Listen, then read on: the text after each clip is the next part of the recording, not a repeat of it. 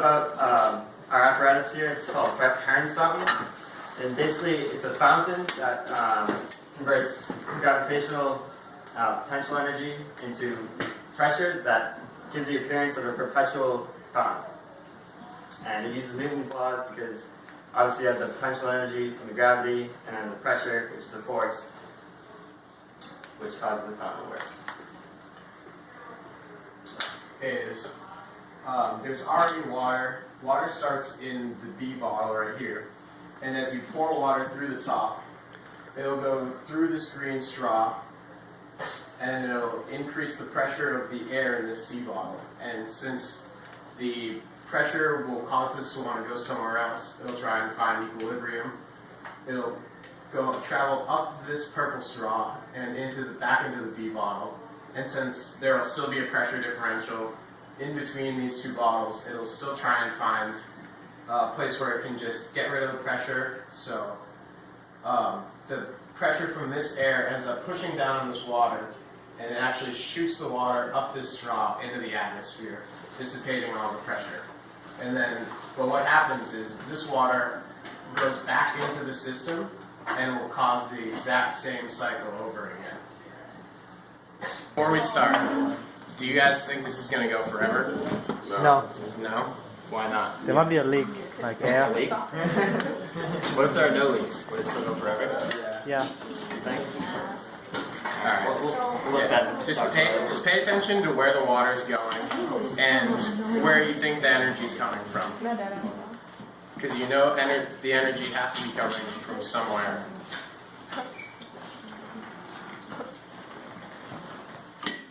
That kind of needs to go, yeah.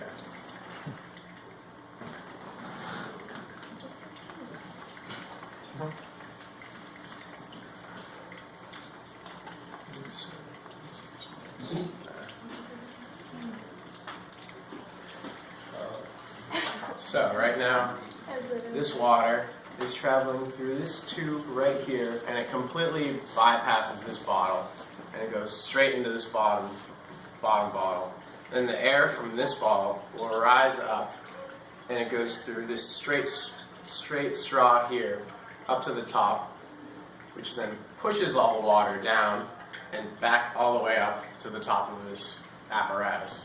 Yeah, as you can see, this system is not perpetual due to the fact that this system runs on the ability from the water to go from this bottle down to this bottle.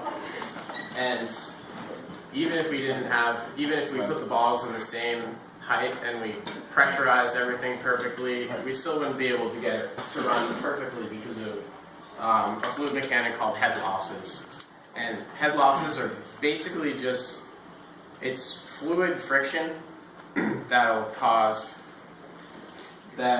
won't allow the full energy to transfer from potential energy to kinetic energy. So a very little bit of energy in this system is lost due to heat because of the friction of the water traveling through the pipe and the resistance of the water, or the viscosity of the water, its resistance to flow.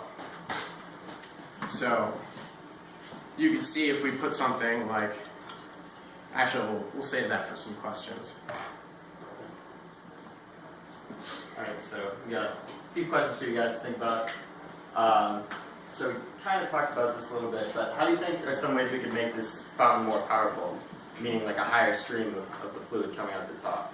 Yep, so technically, if you did, say we switched these two bottles and we just had this big bottle up here, and that would definitely there would be more fluid pressure because of the weight of the water and the height of the water would be bigger. Therefore, there would be more potential energy traveling downwards and the stream would be higher. How about, what if you put like a very strong magnet at the bottom to pull the water down? Magnet?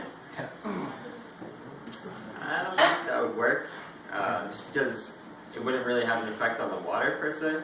But another thing that would make it more powerful, if you made it higher. So if it was higher, there'd be a bigger influence on the gravity from the water on the top. So if the bottom bottle stayed where it was and you move the top Yeah, two, like say if we increase this neck to like up to here.